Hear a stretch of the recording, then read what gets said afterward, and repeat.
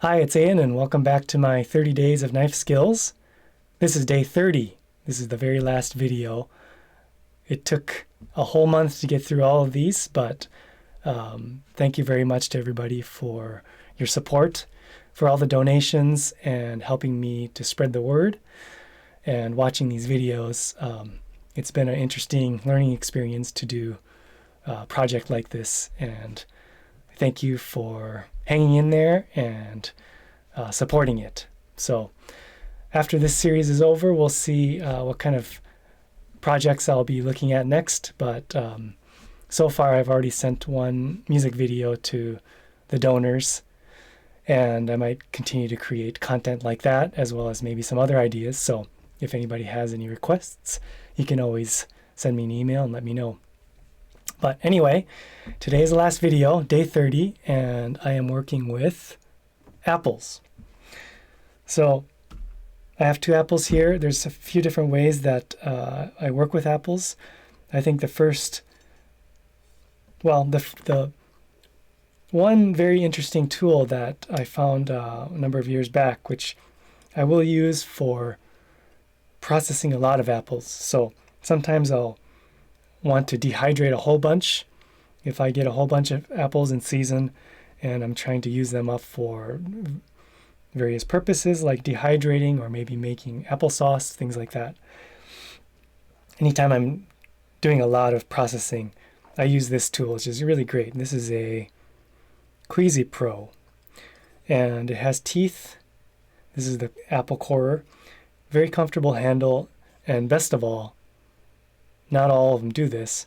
It opens up so that you can pull the core out.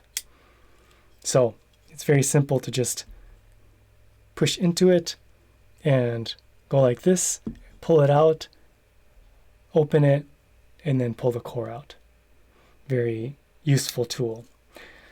So I recommend something like that. There's a lot of corers out there that do not open, and it's kind of a pain to try to get the core out. But going to one of the most common ways to cut apples, of course, is to quarter it first. And then this, I think, has the least amount of waste. So you're only taking out this part, and you're leaving the rest intact.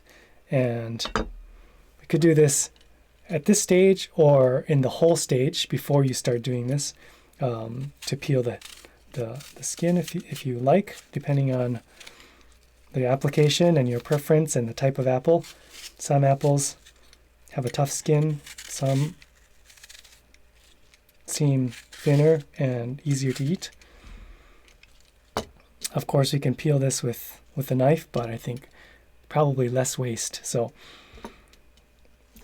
cutting it in a quarter and taking out this wedge shape and peeling with a peeler has probably the least amount of waste. So of course you could eat it like this. Sometimes I will, for presentation, either cut it into 3 or 4 pieces or even 2 pieces from that quarter and make it a little bit easier to eat like that. If I'm going to make it into a fruit salad or maybe a topping for oatmeal or something like that, then maybe I would further process that into this kind of chunky shape from there. So one more. Core out. Could use the knife. It's also, if you're trying to be careful not to waste with a knife, it's a little bit slower than the peeler because you're trying to be careful.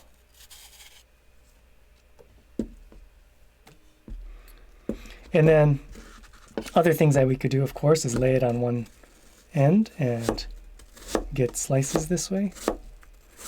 So this is what I use for dehydrating. It's about 1/8 to 1/4, about 1/4 inch thick slices. I would use that to dehydrate, and it comes out pretty nicely. From here,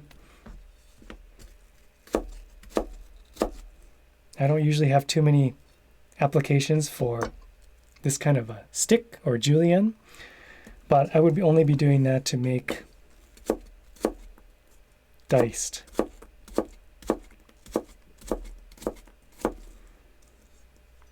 Which would be good in maybe a smaller pieced fruit salad, or something that doesn't cook that long.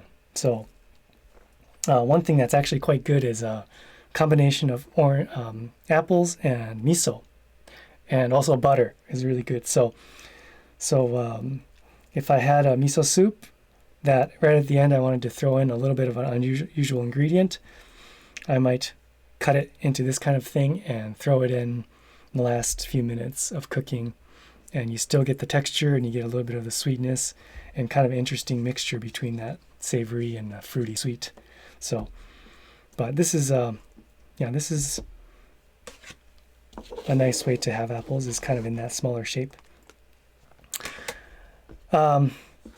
So that's least amount of waste, very common. One thing I do though, if I'm in a hurry, is to just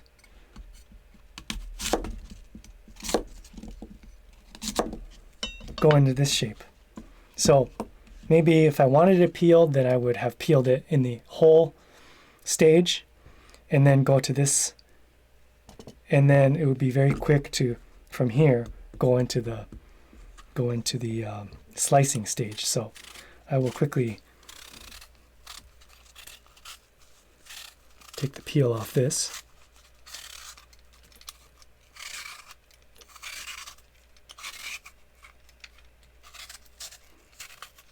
The peeler works very well.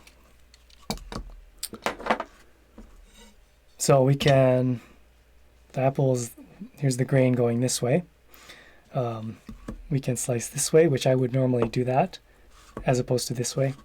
So same thing, slicing this way, that would be for dehydrating, or it could be okay like this in a soup as well if you're going to cook it a little bit longer than this shape. Or from here we have more options to maybe go into a bigger dice. So this might be great. Another thing that apples are really good in for a savory application is Japanese curry. So it wouldn't need to cook quite as long as maybe some other ingredients like potatoes and onions, but having it this shape would hold up. It would hold up quite well and cook for a long time in this size and shape of kind of a large dice. So that's a good thing. Sometimes I'll just grate, put it on a grater or even on the mandolin to quickly get through a whole bunch of apples like that. But generally it's either going to be slice or kind of a smaller dice or chunky like this. It's pretty much what I do. Otherwise it's going to be that very initial shape where you cut the wedge out and leave it as is to put on a plate, or maybe cut that a little bit thinner, and it's a nice easy way to eat it raw. So now this also would be good for things like apple pie or like a tart or something like that. Yeah, that would be very good. And this could be good for if you're going to make some kind of an apple jam or something like that, apple chutney. That would be a great use of something like this. So that is pretty much it for apples. I did use my stainless knife because this is an acidic ingredient, and if I'm not diligent about wiping the knife off with a carbon steel knife, then there will be some reaction with the metal and the acid. So that's why I'm using this stainless knife in this application. So anyway, that is apples. That was the very last number 30 video of 30 Days of Knife Skills. I hope this has been interesting and maybe you learned a thing or two. And yeah, thank you very much to everybody who's donated and to all of you who put the word out and helped to share the link to this website. And after this is over, after everything is done, I will be making that donation to the Castle of Our Skins organization. So whoever has donated will get some communication about that. I'll send some updates. But anyway, thank you very much again, and we'll hopefully see you on the next project. Thank you. Goodbye.